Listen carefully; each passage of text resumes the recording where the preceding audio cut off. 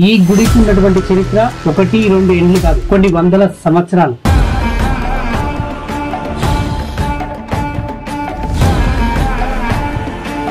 ఎన్నో మందిరాలు తిరిగినా కానీ ఇక్కడ ఒక పద్ధతి చూశాను మొదటిసారి.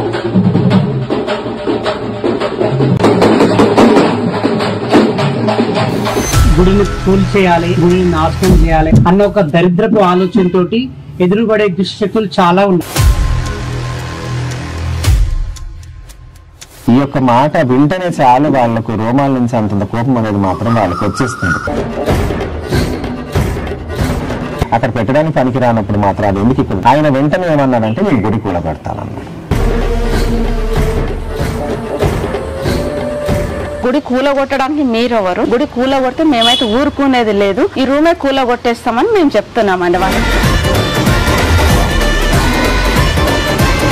ఇలాగే చేస్తే మేము మాకు అనుగ్రహం ఏమి ఇస్తామా అదే చేస్తాం.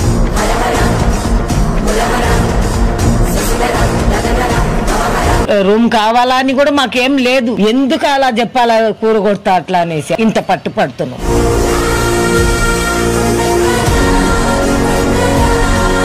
అమ్మ ఎప్పుడు మాకు దయ కలిగి ఏం చెప్తుందో అప్పుడు పెట్టుకుంటాం, కానీ మాకు ఇవ్వకున్నా పర్లేదు.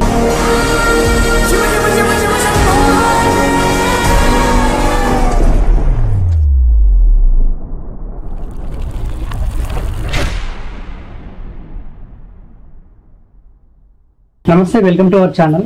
సో ఈ మధ్య కాలంలో మనం సోషల్ మీడియాలో నిత్యం చూస్తూనే ఉన్నాం. దైవభక్తి గురించి అనేక చోట్ల కూడా చాలా వీడియోలు వైరల్ అవుతున్నాయి. సో ఒక దగ్గర అంటే డెవలప్మెంట్ కానీ నిజంగా ఒక గుడి గుడి దగ్గర ఎదుగుతుంది అంటే గుడి ఎదుగుతుంది, లేకుంటే ఆ గుడికి సంబంధించిన ప్లేస్ కూడా అక్కడ బాగా అంటే పలుకుబడి, అదేవిధంగా జనాలు బాగా రావడము, టెంపుల్కి పేరు రావడము, ఇదంతా ఉన్న ప్లేస్లో చాలా మంది ఏంటంటే దుష్టశక్తులు ఎక్కువ అడ్డుపడుతున్నాయి. దుష్టశక్తులు అంతా మీకు తెలుసు, మన జనాలే, ఇంకెవరు ఉండరు.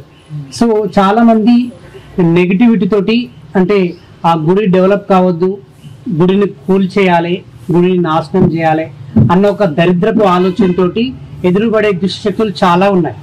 సో ఇక్కడ కూడా సేమ్ సిచ్యువేషన్ అదే ఫేస్ చేస్తున్నారు. సో మరి ఈ గుడికి ఉన్నటువంటి చరిత్ర 1-2 ఏళ్ళు కాదు, కొన్ని వందల సంవత్సరాలు. నిజంగా ఈరోజు నేను అంటే చాలా గుళ్ళకు వెళ్తూ ఉంటాను, ఇంటర్వ్యూస్ చేస్తుంటాం, వీడియోస్ తీస్తుంటాం, కానీ ఇక్కడ మాత్రం ఈరోజు ఒక స్పెషాలిటీ చూశాను. ఇప్పటి వరకు కూడా నేను అంటే ఎన్నో మందిరాలు తిరిగినా కానీ ఇక్కడ ఒక పద్ధతి చూశాను మొదటిసారి. మరి ఈ యొక్క అంటే పద్ధతి ఏంటనేది కూడా నాకు అర్థం కాలేదు. సో మొట్టమొదటిసారిగా నేను ఫేస్ చేశాను. సో ఆ విషయాలు కూడా ఒకసారి అడిగి తెలుసుకునే ప్రయత్నం చేస్తాను. సో ఈ యొక్క మందిరం కూడా వాళ్ళ తాత ముత్తాతల నుంచి కూడా ఈ యొక్క గుడిని డెవలప్ చేస్తూ ఇప్పటి వరకు ఈ యొక్క స్థాయి దాకా తీసుకొచ్చారు. ఇప్పుడు ఒక కొన్ని దుష్టశక్తులు దీనికి అడ్డుపడుతున్నాయి. మరి వాళ్ళు ఎందుకు అడ్డుపడుతున్నారు ఏంటనేది కూడా ఆ విషయాలు కూడా అడిగి తెలుసుకునే ప్రయత్నం చేద్దాం. ప్రస్తుతం ఈ యొక్క గుడిని మెయింటైన్ చేసే వ్యక్తి, అదేవిధంగా ప్రధాన అర్చకులు మిథున్ స్వామి గారు ఉన్నారు. నమస్తే అండి. నమస్తే అండి. ఎలా ఉన్నారు? బాగున్నానండి. యా. సో ఈ మధ్య కాలంలో అంటే అనేక చోట్ల కూడా కొన్ని దేవాలయాలు నిజంగా బాగా పేరు వస్తుంది, నిజంగా బాగా డెవలప్మెంట్ జరుగుతుందంటే చాలా దుష్ట శక్తులు కూడా అడ్డుపడుతున్నాయి. సో అటువంటిది కూడా మీ యొక్క మందిరం కూడా అదే సిచ్యువేషన్ ప్రజెంట్ ఫేస్ చేస్తుందని విన్నాను. అది తెలుసుకున్న వెంటనే నేను రావడం జరిగింది. అండ్ నిజంగా ఇక్కడ ఈరోజు దర్శనం కూడా నిజంగా చాలా కొత్తగా ఉంది. అండ్ ఇక్కడ మీరు ఏదైతే దేవుడు చెప్తున్నారో అది కూడా చాలా వింతగా అనిపించింది నాకైతే. సో ఏది ఏమైనప్పటికీ కూడా సో ఈరోజు ఇక్కడికి రావడం చాలా సంతోషంగా ఉంది. సో ఆ ఇష్యూ గురించి మాట్లాడకుండా ముందు అసలు ఈ గుడి చరిత్ర తెలుసుకోవాలని ఉంది. సో తోట మైసమ్మ నిజంగా పేరు కూడా కొత్తగానే వింటున్నాను. సో ఈ అమ్మవారి చరిత్ర ఏంటి? మరి 100 ఏండ్ల నుంచి కూడా మీ తాతలు ముత్తాతలు కూడా దీన్ని ఈరోజు ఈ స్థాయికి తీసుకురాగలిగారు. దాన్ని మీరు ఇప్పుడు ముందుండి నడిపిస్తున్నారు. సో ఒకసారి అమ్మవారి చరిత్ర తెలుసుకోవాలని ఉంది. అసలు ఎప్పుడు ఇది స్థాపించారు, ఎప్పుడు నిర్మించబడింది, అమ్మవారు ఎప్పుడు వెలిసారు? తప్పకుండా అండి. ఓం శ్రీ మాత్రే నమో, ఓం శక్తి. ఇప్పటికీ తోట మైసమ్మ టెంపుల్ అనేది ఒకప్పుడు ఈ ఏరియా మొత్తం 21 acres లో ఉండిందన్నమాట. సో ఈ 21 acres లో మొత్తం పొలం అన్నమాట, పొలం చింత చెట్లు ఇవన్నీ ఉండేది. సో అప్పటి వరకు మొదల నుంచి అమ్మవారిని తోటమైసమ్మ అని మధ్యలో పెట్టారు. తోటమైసమ్మ అని తోటలో ఉంది కాబట్టి తోటమైసమ్మ అని పెట్టి అమ్మవారికి అలా పెట్టడం జరిగింది. దాని తర్వాత మెల్లమెల్లగా ఈ వెంచర్లు అవి అయిన తర్వాత అలా వెంచర్లు చేసుకుంటా ఒక్కొక్క ఏరియాని అనేది కాలనీలా మార్చి ఇలా చేసేసారు. దాని తర్వాత ఏంటంటే ఆ పొలం ఉన్నప్పటి నుంచే మా తాతలు ముత్తాతల నుంచి ఇలా పొలంలో ఉంది అని చెప్పి వాళ్ళు వనభోజనానికి అని వచ్చి దసరా పండగ కానీ దివాళికి కానీ సంవత్సరానికి ఒక్కసారి వాళ్ళు వచ్చి ఇక్కడ పండగ చేసుకొని ఏది ఉన్నా కానీ దసరాకు చాలా ఎక్కువ ఇంపార్టెన్స్ ఇచ్చేవాళ్ళు. దసరాకు మాత్రం ఖచ్చితంగా వచ్చి మా పెద్దనాన్న వాళ్ళు కానీ, ఆయన పేరు ఎల్ముత్తు, ఆయన మాత్రం ఖచ్చితంగా వాళ్ళు మేమందరం వచ్చి చేసుకొని ఇక్కడే భోజనాలు చేసుకొని ఇంతమందికి చాలా మంది మా తాతలు ముత్తాతలు ముసలి వాళ్ళందరూ కూడా ఇక్కడ ఖచ్చితంగా దసరాకు మాత్రం వచ్చి వాళ్ళు భోజనం చేసుకొని ప్రతి ఒక్కరికి రోడ్డు పైన వెళ్ళే వాళ్ళకి వచ్చే వాళ్ళకి భోజనాలు పెట్టి చేసుకునే వాళ్ళు. సో అప్పటి నుంచి వాళ్ళ తర్వాత తరతరాలుగా ఒక్కొక్కరి తర్వాత ఒకళ్ళు అన్నట్టు ఇంకా ఇక్కడ మేము సేవ చేయడమే జరుగుతుంది అన్నమాట. సో ఇప్పటికి మా పెద్దనాన్న వాళ్ళు చేసిన తర్వాత ఇప్పుడు ఆయనకు పెద్ద మనిషి అయిపోయారు, ఆయన తరం అవ్వట్లేదు. మా బాబాయ్ వాళ్ళు చేశారు, వాళ్ళ తర్వాత మేము ఇంకనమాట. సో పెద్దనాన్న వాళ్ళ అబ్బాయి వాళ్ళందరూ చేస్తుండే.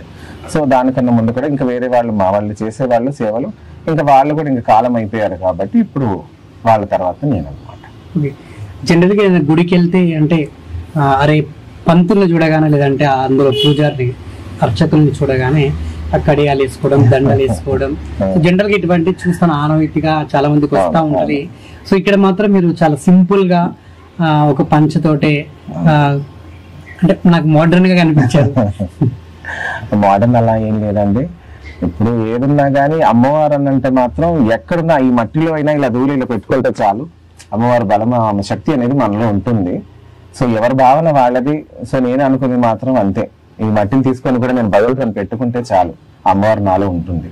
సో అదే అన్నమాట, అంతకుమించి లేదు. ఎవరి వాళ్ళ భావన వాళ్ళకు ఉంటుంది. జనరల్ శివశక్తి అని చూడగానే చాలా మంది కడియాలను అవి ఇవి దండలు చాలా రకరకాలుగా వేసుకొని ఉంటారు. వాళ్ళ గురు బోధన ఎలా ఉంటుందో వాళ్ళు దాని ప్రకారంగా దండ కడియాలు కానీ, చేతి కడియాలు కానీ, కాళ్ళ బేడీలు కానీ వాళ్ళు వేసుకుంటారు.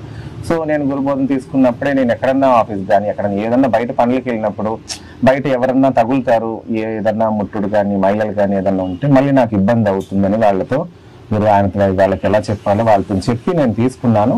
ఆ తీసుకున్న ప్రకారంగానే పండగ మాత్రమే నేను వేస్తానండి. పండగ వేసిన తర్వాత ఒక 3 days పొడి బియ్యాలని మేము వండుకున్న తర్వాత మాత్రం మేము తీసేసి యథావిధిగా పెట్టేస్తాం. దాని తర్వాత మళ్ళీ పండగ అయ్యేటప్పుడు మాత్రం మేము మళ్ళీ తీసుకుంటాం. అది కూడా సంవత్సరంలో మేము ప్రతిసారి మాత్రం 2 సార్లు పండగ మాత్రం ఇక్కడ చేస్తాం. ఈ టెంపుల్లో మాత్రం 2 సార్లు ఖచ్చితంగా, మిగతా టెంపుల్స్ లో మాత్రం పండగ అనేది బోనాలకు ఒక్కసారి మాత్రమే అవుతుంది. ఇక్కడ మాత్రం చైత్ర మాసంలో మాత్రం ఏప్రిల్ 30 తారీఖు జరుగుతుంది యథావిధిగా. మళ్ళీ ఏప్రిల్లో ఇక్కడ బోనాలు ఎప్పుడు జరుగుతుందో మళ్ళీ ఆ టైంలో ఈ 2 మాత్రం ఖచ్చితంగా మాత్రం మేము చేసుకుంటాం.